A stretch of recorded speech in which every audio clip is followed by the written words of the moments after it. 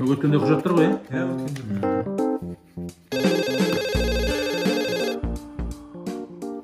Алло.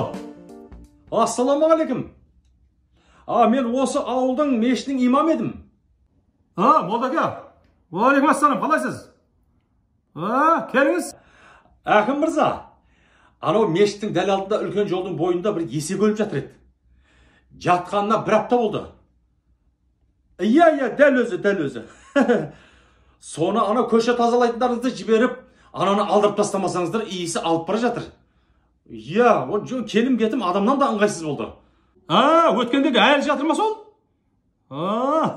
Ауылдың молдасы ғой. Қазір қатырам ғой. Молдака, енді сіз діндар адамсыз. Өлгендерді кебіндеп, жуындырып, шайындырып, арғы дүниеге шығарып салу сіздің міндетіңіз емес па? Оның бәрін жасап қойдық. Жуындырып, шайындырып, кебіндеп қойдық. Енді мынау ағайын туған туыс бауырларына хабар беру парызымыз ғой деп сізге звондап атқаным ғой. Келіп бір уыс топырағыңыз тасып кетсеңші ең болмаса. Молдакен, не керегі бар сонда әңгіменіңе? Алып тастаймыз деп алып тұрсанша. Әзілдеп атырмыз немене? Сөйтіп айтып өрік бенді? Барындашы кешегіні, ешақты алып тастаңдаршы жолдағы.